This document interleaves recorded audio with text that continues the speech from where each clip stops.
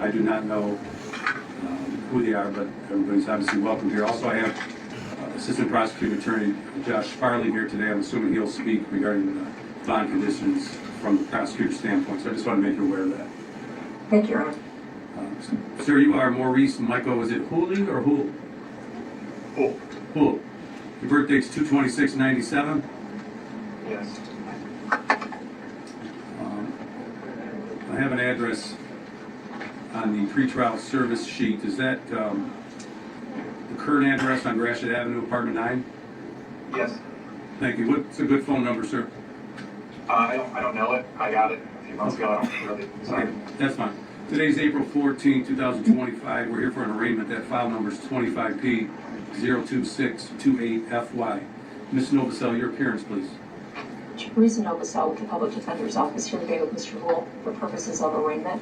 I can indicate for the record, Your Honor, that it does appear that he will qualify to have a public defender appointed to represent him going forward in this matter.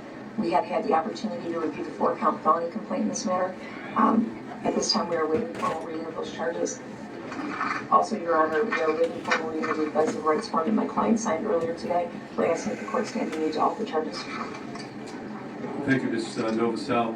Mr. Houle, just to make sure we're clear on some things, I'm just going to go briefly over the counts. Count 1 being homicide, felony murder with a sanction of life without parole, DNA to be taken upon arrest. Count 2 is a police officer assaulting, resisting, obstructing. Actually, counts 2, 3, and 4 are all the same. Those being carrying a penalty of up to 2 years and or $2,000. Those also may have consecutive sentences imposed under the statute.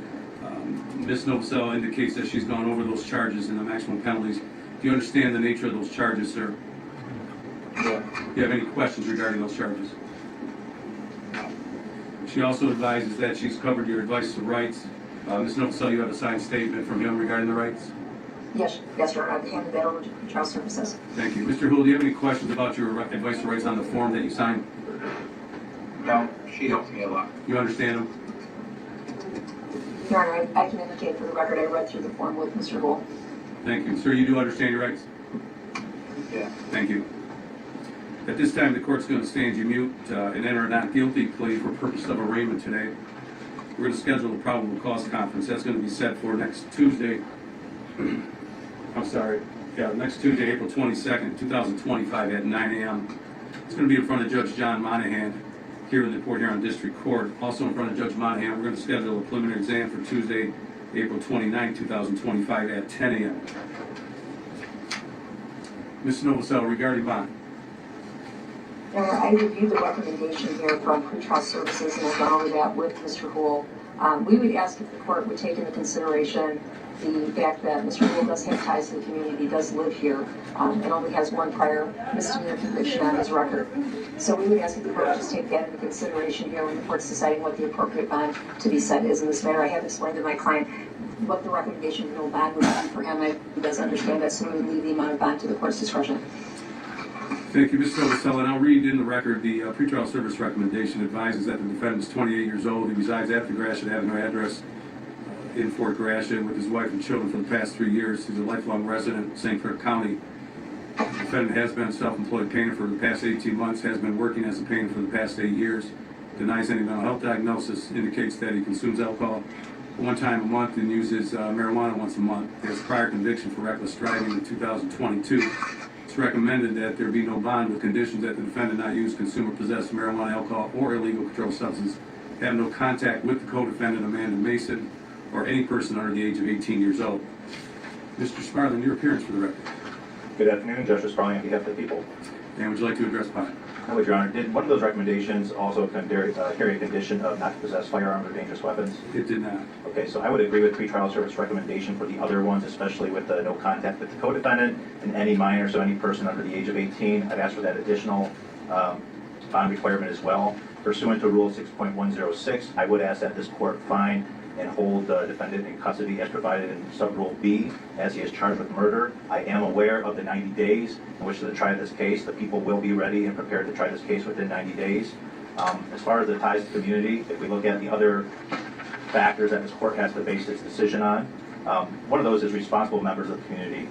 Throughout this investigation recently, and it would be on Friday when the defendant was taken into custody, That was after my office sent out prosecutorial subpoenas, where both defendants were brought in to provide sworn under oath statements. At that time, we came to realize of a scheme where both defendants conjured up this lie of previous injuries to the victim, in our case, Matthew Mason, and came up with this lie about how the injuries occurred prior to talking to investigators. One of these members of the community that he's relying on is his mother, Tracy Houle, who was part of that scheme to tell police officers to lie about the injuries. This case is an extremely serious case. Obviously, we have charges of felony murder substantiated by child abuse in the first degree. We have a young child that was the victim here. This young child, Matthew, suffered years of abuse at the hands of both defendants. Both defendants admitted that the other person was abusing this child during those prosecutorial subpoenas last week. There was multiple CPS investigations as pertained to injuries that Matthew acquired over the years since Maurice Houle was involved in his life. Maurice has been the subject of multiple of these investigations where he's hit Matthew across the face. Matthew's had to go and receive doctor visits and well-checked visits because of the injuries caused to his face. On this occasion, he was beaten, I'd say within an inch of his life, but he was murdered that night under the care and guidance of both Maurice and Amanda. I'll also state that throughout this time, this dangerousness to community factor, Matthew was subjected to very cruel, torturous child abuse and punishment. He would be placed in timeout on his knees where his head would be banged off the drywall. He was locked in his room for hours on end without food or water. There was a prior time where Maurice placed a pillow over this child's face and pretended like he was playing, but yet the autopsy that we know, Matthew died from blunt force trauma from all the injuries he sustained, as well as possible suffocation, and we have the evidence to corroborate that as well. That being said, not to mention this plan that was put forth to kill Matthew to make room for a child that the two of them could have together. When he was placed under arrest by the St. Clair County Sheriff's Office, up in the prosecutor's office, he became extremely violent, fighting 8 different officers. That's where some of those resisting obstructing officer charges come from. He injured one of our officers at least, and although we only charged 3 counts of the R&Os, certainly there could have been many more. So he has dangerousness to the community as well. We do think that no bond in this case is extremely warranted, and is coupled with the fact of the continued child abuse with the other son that continues to go on, as well as his violent nature and the efforts it took to suppress him once he was placed under arrest. Thank you, Mr. Sparling. Mr. Houle, you're going to have standard orders should you be released on bond at some point during this case. Those include not leaving the state of Michigan without the court's permission, not committing any crimes while you're out on bond, and not and making sure that you do appear at all hearings. I do consider a number of factors, and those include the ones in the court rule 6.106. I do look at the defendant's ties to the community, his work history, substance abuse, his criminal record, mental health, and those things listed in the court rule. I also take into account the allegations contained in the affidavit of probable cause, the statements made by both attorneys today. Mr. Houle, you should understand that this court is not here to determine guilt or innocence, or whether any of those facts are proven today. That's not our purpose today. But I do take into consideration the allegations. I'm looking at a homicide, felony murder involving the death of a 3-year-old. Also taking into consideration the allegations of officers being assaulted at the time of arrest, causing injury to at least one of them. Under the Michigan Court Rule 6.106B, this court does have authority to deny bond. And at this time, I'm going to deny bond with the following conditions: that you have no contact with Amanda Mason, M-A-I-S-O-N, that you have no contact with any person under the age of 18. Also, you're not to use or possess any weapons, firearms, or ammunition.